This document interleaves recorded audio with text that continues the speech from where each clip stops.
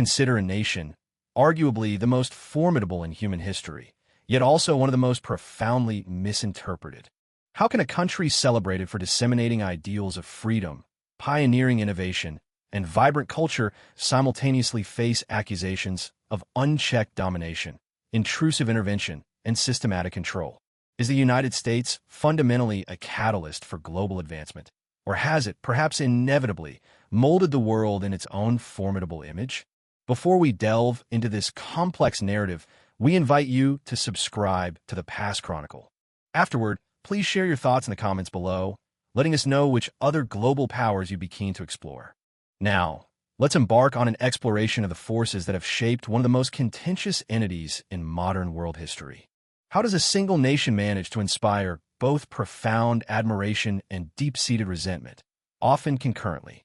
Traverse the bustling streets of almost any major city across the globe, and you will inevitably encounter palpable echoes of the United States. Hollywood blockbusters command cinema screens. American music permeates public spaces. Brands, cutting-edge technology, and pervasive cultural trends transcend national borders with an almost invisible, yet undeniable presence. For countless millions worldwide, the United States symbolizes unparalleled opportunity, relentless innovation, and cherished freedom. Yet, beneath this widespread admiration, a contrasting sentiment quietly simmers, a pervasive undercurrent of suspicion, deep distrust, and in numerous locales, overt hostility.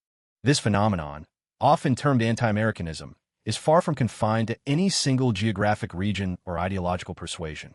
Its manifestations are evident in the Middle East, across significant portions of Europe, throughout Asia, and extensively across Latin America. Within certain nations, substantial segments of the populace regard the United States with profound skepticism, bordering on outright resentment. Herein lies a striking paradox. Many of these very societies enthusiastically consume American culture on a daily basis. They integrate its technology into their lives, readily adopt its evolving trends, and are subtly influenced by its underlying values, even while vocally critiquing its formidable power. What then precisely generates this perplexing contradiction? The genesis of this complex dynamic can be traced to a concept that is both remarkably simple and inherently perilous: dominance. Following the dramatic dissolution of the Soviet Union, the United States ascended to a position unprecedented in global history, that of an unchallenged superpower. Its pervasive influence permeated every facet of international life, from overwhelming military might and foundational economic systems to groundbreaking technological innovation and even pervasive cultural trends. It didn't merely engage in global affairs. It fundamentally orchestrated and shaped them.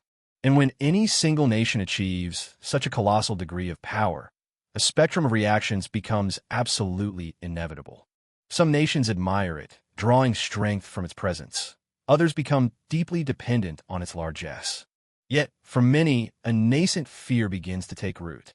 This is because power, irrespective of its intended application, inherently alters perception.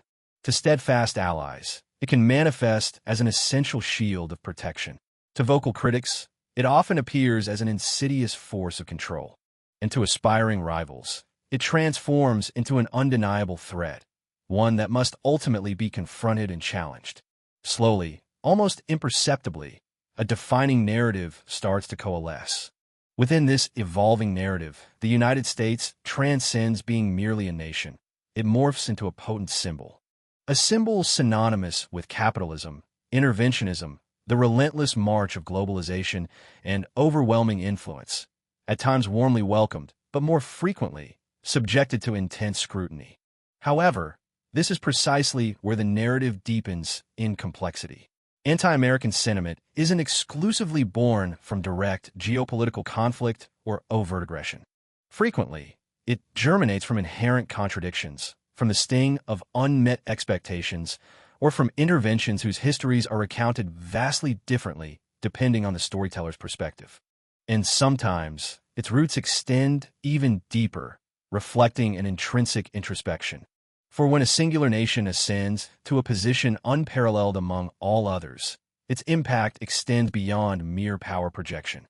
It starkly illuminates and, in some ways, exacerbates the inherent weaknesses, simmering frustrations, and latent tensions prevalent across the global landscape.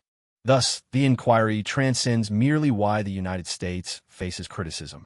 The more profound question is, at what juncture did legitimate influence begin to manifest as perceived domination?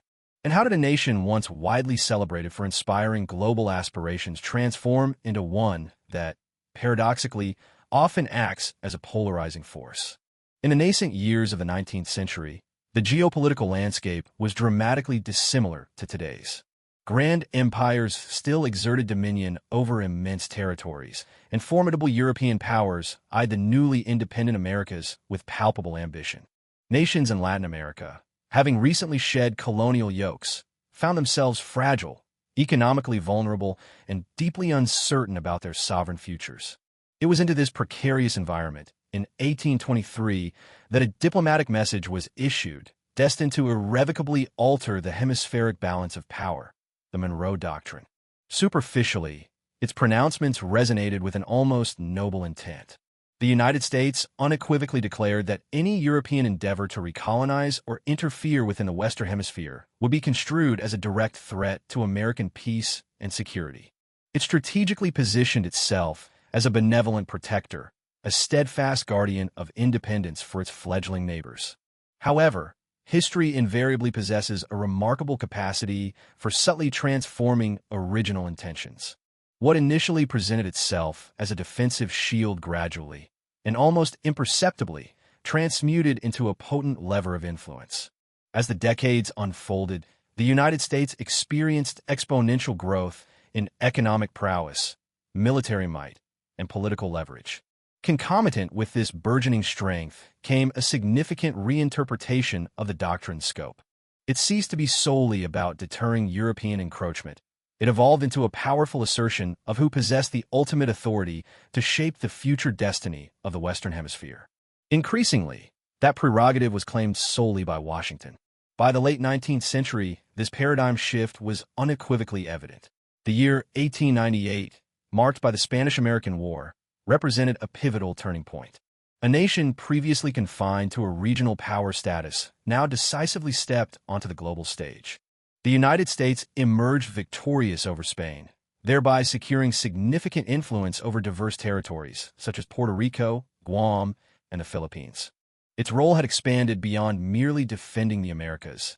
It was now actively projecting its power far beyond its continental borders. Simultaneously, another monumental symbol of this profound transformation manifested: the ambitious construction of the Panama Canal. This was not merely a feat of engineering brilliance, but a masterstroke of geopolitical strategy.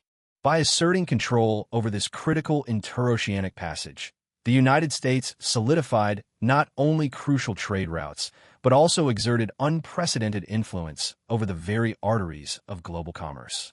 However, for many within Latin America, these same actions narrated a starkly different story. They perceived intrusive interventions, felt the undeniable weight of external pressure, and witnessed a burgeoning presence that resonated less as benevolent protection and more as overt control. The quiet, yet profoundly powerful, phrase "backyard" began to circulate, an implicit accusation suggesting that the region was no longer perceived as a collection of sovereign equals, but rather as territory subject to the indirect, yet firm, supervision of a dominant power.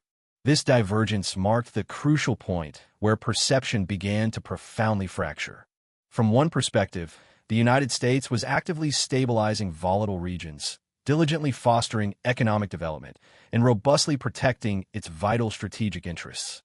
From an opposing viewpoint, however, it was viewed as overtly interfering in internal affairs, imposing its will, and unilaterally redefining the concept of national sovereignty to suit its own agenda. These competing narratives not only coexisted but gained formidable strength, together shaping the nascent global perception of the United States. This is because the true nature of power is not solely assessed by its overt actions, but rather by the profound and often divergent ways in which it is experienced by those affected.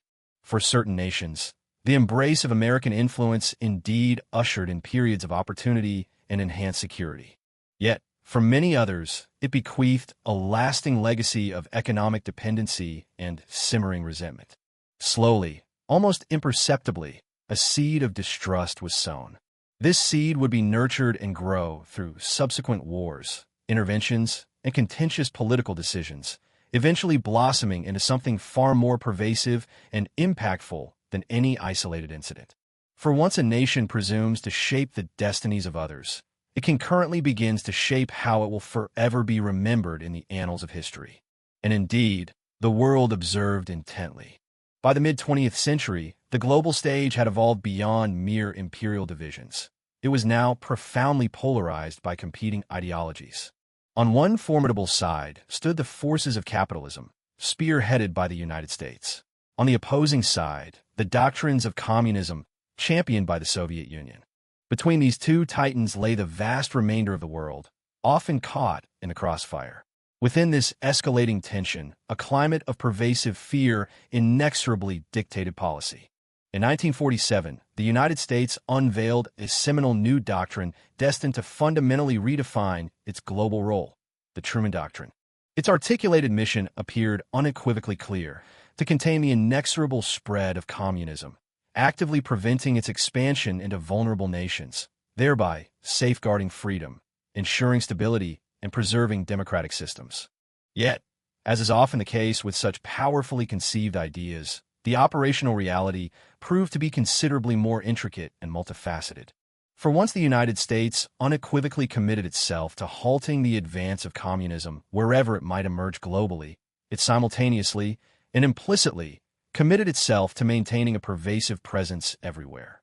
And, crucially, such a ubiquitous presence frequently translated into direct intervention.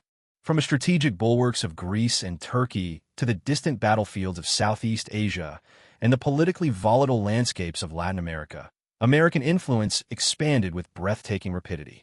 Financial aid packages, robust military support, and clandestine intelligence operations each served as indispensable tools within a meticulously crafted global strategy designed to outmaneuver and ultimately contain the Soviet Union. This was, however, far from a simplistic defensive game.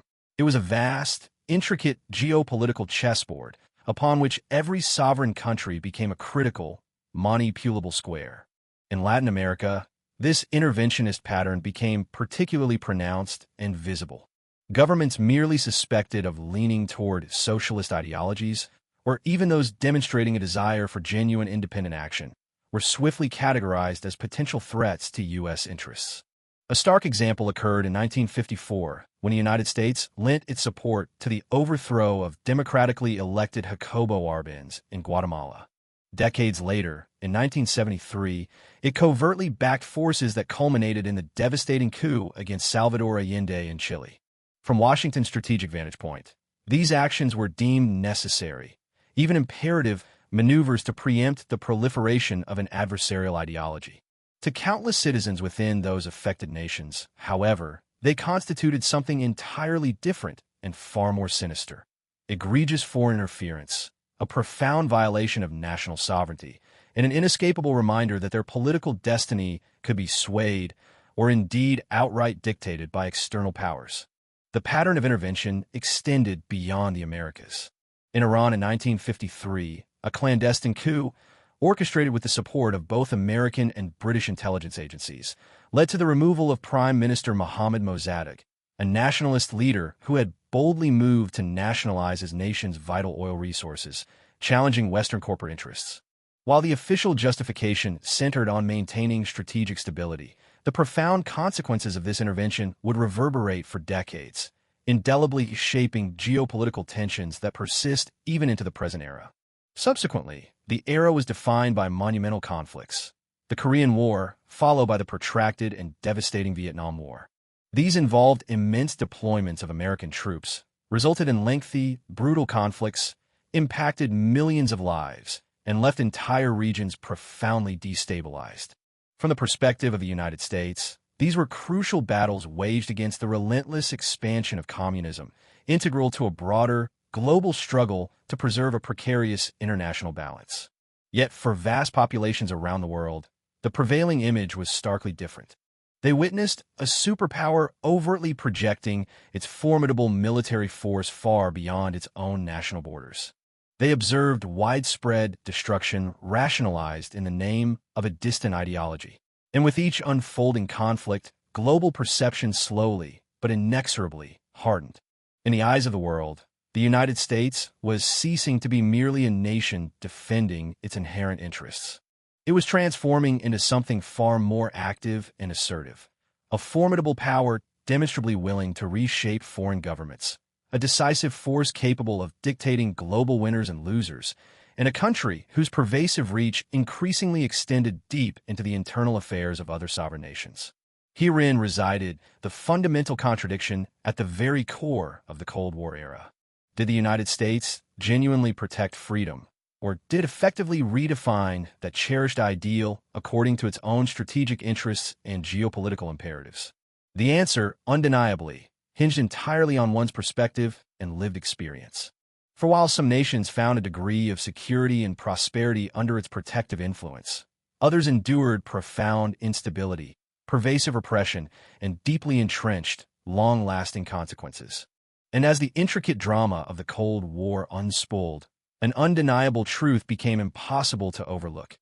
Every strategic move undertaken to thwart a perceived enemy simultaneously shaped the indelible image of the United States itself. It emerged not merely as a defender of lofty ideals, but as an assertive global player whose profound actions, both lauded and condemned, would forever be etched into collective memory.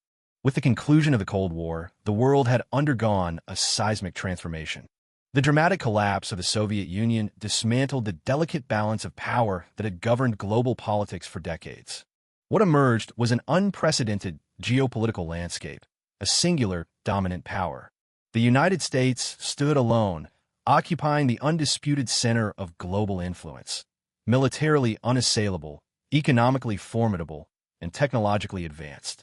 There was no equivalent power to counterbalance its might, no significant rival to effectively restrain its ambitions. Inevitably, with this ascendancy came an entirely new level of international scrutiny. For now, every action initiated by the United States would no longer be merely contextualized by comparison to a peer rival. It would be subjected to intense judgment and, frequently, profound questioning on its own merits and consequences. In the twilight years of the 1990s, the volatile Balkans region presented one of the inaugural major tests for this nascent world order. As the former Yugoslavia fractured violently, ethnic tensions erupted into widespread atrocities. In 1999, under the proclaimed banner of humanitarian intervention, the North Atlantic Treaty Organization, NATO, heavily influenced by U.S. leadership, initiated an extensive bombing campaign against Serbia. The stated objective was unambiguous: to protect ethnic Albanian civilians in Kosovo.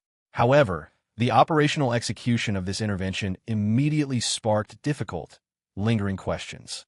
Notably, the operation commenced without explicit authorization from the United Nations Security Council, a critical point of contention. Inevitably, civilian casualties resulted, and vital infrastructure was extensively damaged. While the intervention undeniably contributed to resolving the immediate humanitarian crisis, it simultaneously engendered a lingering, profound doubt. Was this indeed an unavoidable moral action to prevent widespread human suffering, or did it establish a perilous precedent for the unilateral application of force by a dominant power? This pivotal question would only amplify in subsequent years. The dawn of the 21st century brought with it an event of shattering global consequence. On September 11, 2001, the world watched in collective shock as devastating terrorist attacks pulverized the very illusion of security within the United States. Nearly 3,000 innocent lives were tragically extinguished, and an immediate wave of fear engulfed populations worldwide. The U.S. response was swift and decisive. A war launched in Afghanistan, aimed at dismantling the responsible terrorist organizations.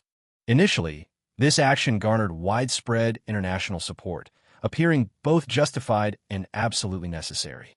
The overarching objective was unambiguous: to eradicate global terrorism. However, the inherent nature of warfare rarely permits simplicity. What commenced as a focused mission tragically devolved into a prolonged and costly conflict, spanning nearly 2 decades. Countless lives were irrevocably lost, and immense resources were exhaustively drained. When the United States finally executed its withdrawal in 2021, the swift return of the Taliban to power in Afghanistan posed a haunting, existential question. What, precisely, had those 2 decades of profound sacrifice ultimately accomplished? Then came the highly contentious invasion of Iraq in 2003. The United States launched this war based on the assertion that Saddam Hussein possessed an active arsenal of weapons of mass destruction, WMDs. However, these alleged weapons were never, in fact, discovered. Abruptly, the global narrative shifted dramatically, from a perceived act of defense to profound doubt, from stated justification to widespread controversy. This war profoundly destabilized the entire region, resulted in immeasurable casualties, and ignited fervent debates across the globe. For many international observers, it became one of the most compelling examples of superpower overreach, an action seemingly propelled not solely by genuine security concerns, but by deeper, strategic geopolitical interests. Consequently, this perception of American power deepened its negative connotations. The United States was no longer seen as merely reacting to immediate threats. It was actively and decisively shaping the global landscape, often with unforeseen and ultimately uncontrollable consequences. Even interventions initially framed as purely humanitarian, such as the one in Libya in 2011, frequently followed a disturbingly similar pattern. Though initially authorized by the UN Security Council with the stated aim of protecting civilians, the operation progressively evolved into a clear mission of regime change. The subsequent fall of Muammar Gaddafi tragically left behind a deeply fractured nation, mired in persistent instability. And once again, the perennial question resonated profoundly. When a powerful nation intervenes, who ultimately bears the heaviest cost, and what are the true long-term ramifications? For while momentous decisions are meticulously crafted in the distant confines of offices and war rooms, their profound and often devastating consequences invariably unfold on crowded streets, within besieged cities, and most significantly, in the shattered lives of ordinary people. Over time, these cumulative events began to coalesce, not merely as historical records, but as deeply ingrained perceptions. A pervasive perception emerged that the United States, despite its often articulated ideals, frequently acted unilaterally on the global stage, that its actions, even those deemed justifiable, invariably carried significant and often negative consequences, and, crucially, that such immense power was not always held accountable. It is at this critical juncture that the nature of anti-Americanism fundamentally evolved. Its roots no longer resided solely in abstract ideology or geopolitical rivalry, but profoundly in collective memory. The memory of costly wars, the memory of government overthrows, and the memory of grand promises juxtaposed against their often disappointing outcomes. For in a world devoid of a true balance of power, every action undertaken by a singular superpower becomes immensely magnified, and every misstep, however minor, assumes an unforgettable, indelible quality. What if the most formidable weapon in the global arsenal wasn't a precision-guided missile or a tank battalion, but rather an insidious idea? Even as bombs rained down and armies traversed continents, another, more subtle war was simultaneously unfolding, one that was quieter, largely invisible, yet every bit as decisive. This was a sophisticated war for perception itself. For power, in its truest sense, is not exclusively measured by overt military strength, but fundamentally by how that strength is interpreted and understood by the global populace. During the intense ideological struggle of the Cold War, this battle for perception escalated to unprecedented levels. The Soviet Union grasped a fundamental truth: a direct military defeat of the enemy might not be necessary if their influence could be systematically eroded in the minds of millions. Through carefully orchestrated campaigns in newspapers, pervasive radio broadcasts, and nuanced cultural messaging, the United States was consistently depicted not as a benevolent defender of global freedom, but rather as an insatiably imperialistic force driven by avarice and an unyielding desire for domination. These powerful narratives permeated continents, profoundly shaping the worldview of entire generations regarding American power. Crucially, they did not simply vanish with the dissolution of the Soviet Union. Instead, they ingeniously evolved. In the modern digital era, propaganda has shed its overt uniforms, now traversing seamlessly through screens, algorithms, and rapidly proliferating viral content. Social media platforms have emerged as the new, boundless battlefields, where carefully constructed narratives can disseminate exponentially faster than verifiable facts, and where objective truth frequently struggles to compete with raw emotion. State-sponsored media outlets, sophisticated digital campaigns, and influential online personalities actively began to amplify critical perspectives of the United States, often skillfully interweaving factual events with subtle distortions or outright fabrications. The insidious goal was not always to overtly convince, but rather to sow confusion, foster division, and systematically erode public trust. For in a world saturated with informational noise, the very bedrock of certainty becomes perilously fragile. Into this already fragile information landscape stepped enigmatic figures whose actions would further complicate the ongoing narrative. Julian Assange, through WikiLeaks, unveiled a trove of classified documents that starkly exposed controversial military operations and sensitive diplomatic communications. To his ardent supporters, he was a courageous defender of transparency. To his detractors, a dangerous threat to national security. Similarly, Edward Snowden brought to light extensive mass surveillance programs, igniting fierce global debates concerning individual privacy, fundamental freedoms, and the true, pervasive reach of American power. While their revelations did not single-handedly create anti-American sentiment, they undeniably intensified it. They presented an uncomfortable truth that even from within the United States, powerful voices were challenging and questioning the very nature of its global actions. Indeed, when criticism emanates from within the nation itself, it carries a distinct and significantly amplified weight, resonating with profound implications. Concurrently, conspiracy theories began to proliferate and flourish, finding fertile ground in a world already deeply skeptical of concentrated power. Narratives detailing secret elites, shadowy hidden agendas, and vast global control networks resonated powerfully. While some of these narratives bordered on the absurd, others skillfully blended fragments of truth with insidious exaggeration. Their collective effect, however, was singular and destructive. They profoundly eroded public trust. For once individuals begin to harbor deep doubts about established institutions, they inevitably commence questioning everything: governments, media, international alliances, and even the very fabric of reality itself. And this is precisely where the ongoing war of narratives assumes its truly perilous dimension. The ultimate danger isn't necessarily when one side conclusively wins, but rather when a pervasive skepticism takes hold and the global populace is left adrift, unsure of what or whom to truly believe. As the world's most conspicuously visible global power, the United States naturally became the central protagonist in many of these evolving narratives. Every significant action, every critical decision, and every undeniable mistake was relentlessly amplified, meticulously analyzed, and frequently reinterpreted, sometimes with fairness, often with bias. The cumulative result was a world where collective perception was no longer predicated solely on objective facts, but rather on the persuasive power of who articulated the story and how effectively it was disseminated. Ultimately, power transcends mere action. Its true measure lies in what others are led to believe you have done or are capable of doing. And once that deeply ingrained perception takes root, it assumes the force and undeniable consequence of reality itself.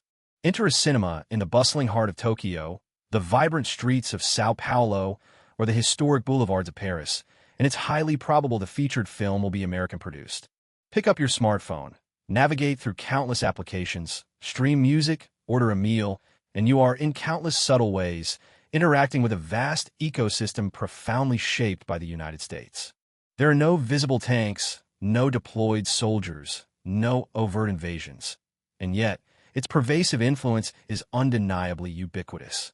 This pervasive phenomenon is precisely what many refer to as soft power, the subtle yet potent ability to shape global outcomes not through coercive military force, but through cultural attraction and widespread appeal. Hollywood's cinematic narratives, Silicon Valley's technological innovations, the ubiquitous presence of fast food chains, the immersive reach of streaming platforms, and the connective tissue of social media. These disparate elements collectively weave an invisible, yet profoundly influential, network that spans the entire planet. American culture does not require an invitation. It permeates global consciousness through glowing screens, irresistible trends, and deeply cultivated desires. Millions worldwide eagerly embrace it. Yet, this embrace is far from universal. For a significant segment of the global population, this overwhelming cultural presence feels less like a vibrant exchange and more akin to an encroaching cultural dominance. In cities steeped in centuries of indigenous tradition, prominent American brands often overshadow local businesses. Independent cinemas struggle valiantly to compete with the juggernaut of Hollywood blockbusters. Time-honored traditional cuisines find themselves sharing market space, and even losing ground to global fast food giants like McDonald's. Invariably, the critical question arises: is this phenomenon genuine globalization, or a more insidious form of cultural homogenization? Critics forcefully contend that the unchecked proliferation of American culture erodes distinct local identities, systematically replacing rich diversity with bland uniformity and transforming unique, deeply rooted traditions into something standardized, commercially packaged, and universally globalized. However, there exists another crucial facet to this narrative. Unlike the empires of antiquity, the United States does not impose its culture through military might. People actively choose it. They willingly consume its films, download its applications, and don its brands.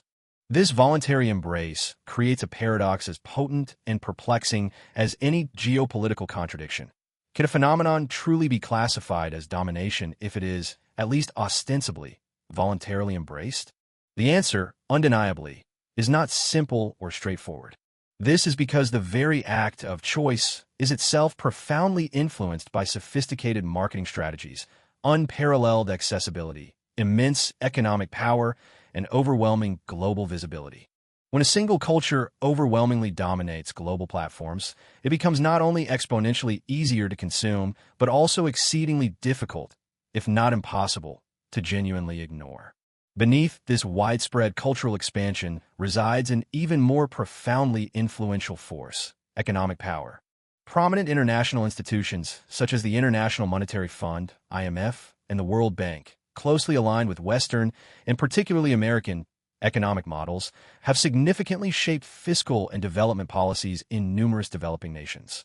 Their implementation of structural adjustment programs, mandated economic reforms, and stringent financial conditions have, in many instances, undeniably contributed to stabilizing precarious economies. Yet, these very initiatives have concurrently drawn sharp, consistent criticism. Critics contend that these policies frequently prioritize the interests of global financial systems over the unique, often delicate, realities of local economies.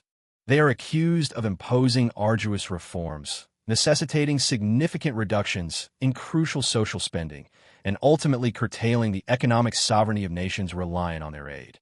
And once more, perception diverges sharply. To its proponents, the United States embodies unparalleled opportunity, relentless innovation, and robust economic growth.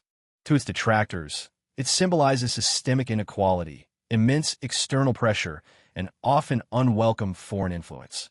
These contrasting perspectives coexist precisely because influence is not invariably overt. It need not be explicitly visible to be profoundly effective.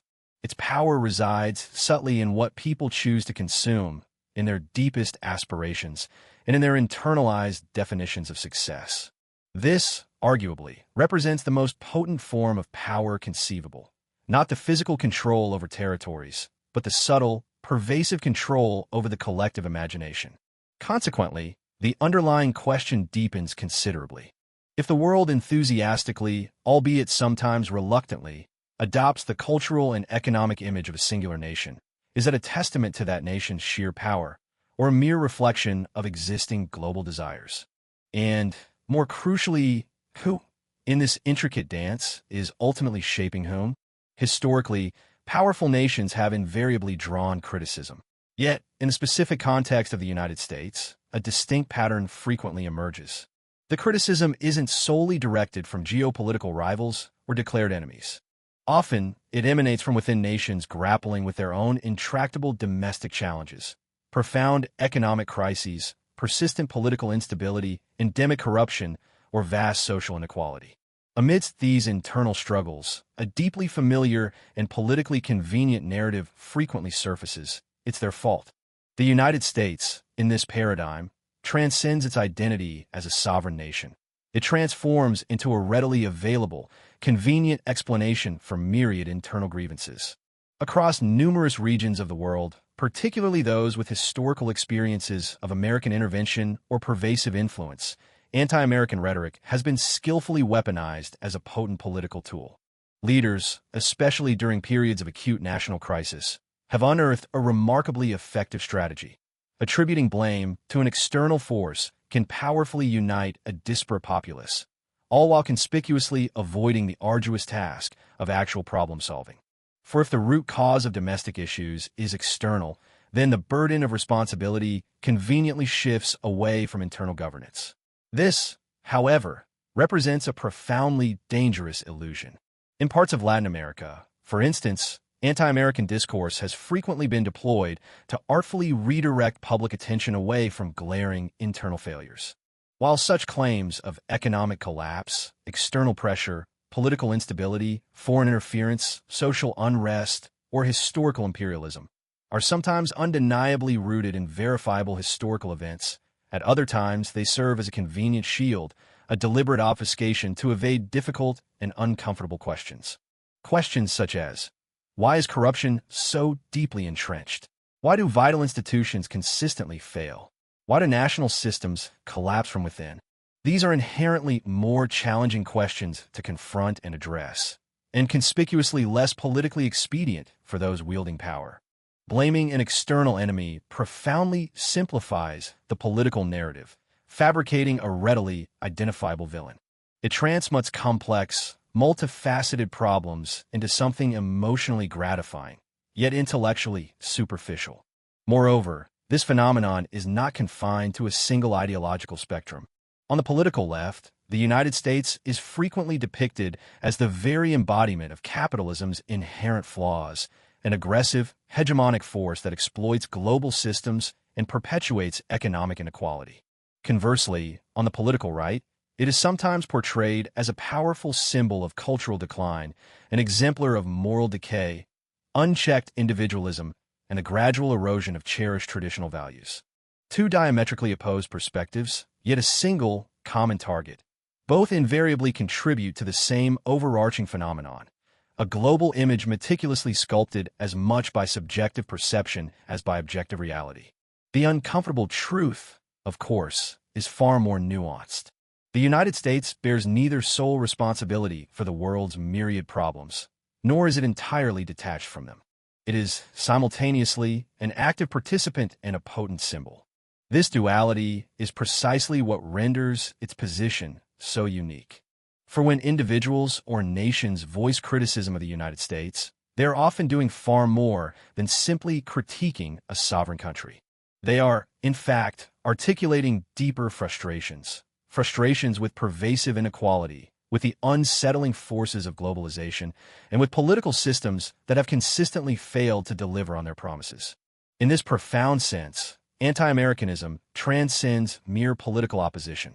It transforms into a powerful mirror, reflecting global tensions, anxieties, and unresolved conflicts that originate far beyond American borders. And like any true mirror, it does not merely display what is directly in front of it. It also reveals much about what stands behind the observer within their own society. Therefore, the true, overarching question is no longer simply why the world criticizes the United States, but rather what profound insights does that criticism genuinely reveal about the inherent complexities and challenges of the world itself. After centuries defined by geopolitical wars, intricate interventions, pervasive cultural expansion, and fervent ideological battles, the global image of the United States has evolved into something far grander and more complex than merely a country. It has solidified into a potent symbol, a symbol of immense power, of undeniable influence, of limitless opportunity, and, crucially, of profound contradiction. For the narrative of anti-Americanism is not a simplistic tale of pure hatred or animosity. It is at its core a nuanced story of perception, a perception meticulously shaped by intricate historical events, by collective memory, and by compelling narratives passed down and reinterpreted across generations. It is a story where the very same action can be perceived as an act of liberation by one party, yet as an act of profound domination by another, entirely dependent on who experienced it and from what vantage point. And this is precisely where the inherent truth becomes most uncomfortable. For the United States is neither a purely malevolent villain nor an entirely flawless hero.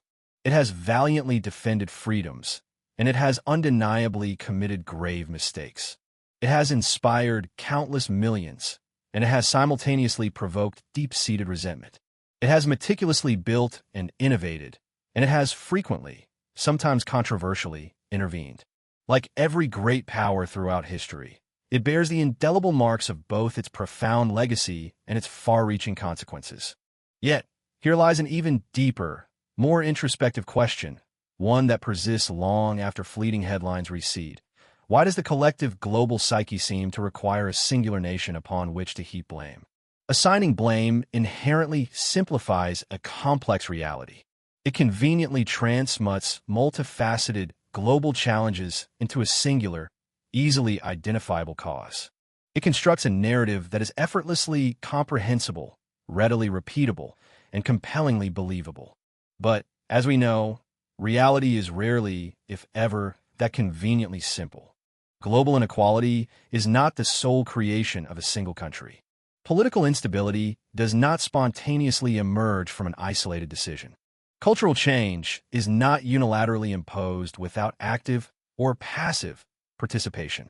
The world is intrinsically interconnected, and within that profound interconnectedness, the burden of responsibility is, by its very nature, inextricably shared.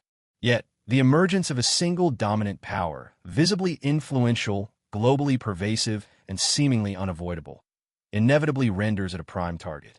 This targeting arises not merely from its actions, but profoundly from what it symbolizes: the embodiment of success, immense power, far-reaching influence, and often the uncomfortable yardstick against which others measure their own standing.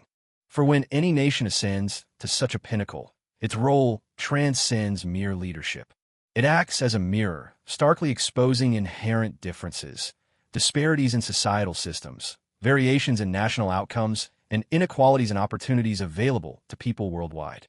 This profound exposure can either inspire emulation and admiration or, conversely, provoke deep-seated resentment and antagonism.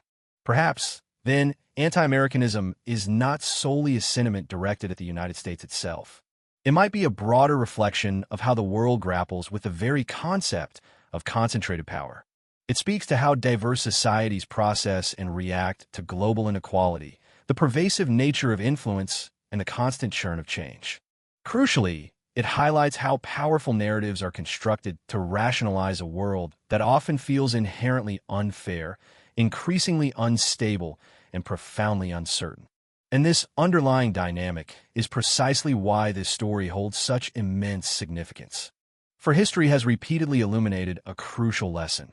When collective frustration narrows its focus to a single scapegoat, when the intricate tapestry of global complexity is cynically reduced to simplistic blame, and when compelling narratives supplant genuine understanding, the repercussions can be dangerously far-reaching. These dangers threaten not just one nation, but ultimately, everyone. Therefore, the genuine challenge before us is not to blindly defend or reflexively condemn. Instead, it is to endeavor to understand deeply, to question assumptions rigorously, to analyze context thoroughly, and to constantly recognize that power and its perception are inextricably linked in an eternal dance. In the final analysis, the story of anti-Americanism extends far beyond the borders of a single country. It is fundamentally a narrative about us all, how we collectively perceive the intricate workings of the world, how readily we assign responsibility, and how courageously we choose between the deceptive comfort of easy answers and the profound wisdom gleaned from difficult truths. History, after all, is not simply a chronicle of events. It is shaped by how we collectively choose to remember and interpret those events. The United States did not achieve its position of power in a vacuum, nor did the world react to its rise without complex, often deeply felt, reasons. Somewhere between the poles of admiration and resentment, between the forces of influence and the countercurrents of resistance, lies a multifaceted truth far more nuanced than any simplistic slogan or rigid ideology. Power, by its very nature, will perpetually attract intense scrutiny and attention. And this attention will, without fail, generate compelling narratives. But if we fail to critically question these narratives, if we accept them without rigorous reflection and critical thought, we risk perpetuating the same destructive patterns endlessly. For the true danger lies not in power itself, but in our collective misunderstanding of its nature and its effects. Thank you for engaging with this exploration all the way to the end. If you found this video insightful and are passionate about delving deeper into such complex topics, please consider subscribing to our channel. Your support ensures you won't miss upcoming videos and allows us to continue discovering and sharing more fascinating stories. We look forward to seeing you in the next video.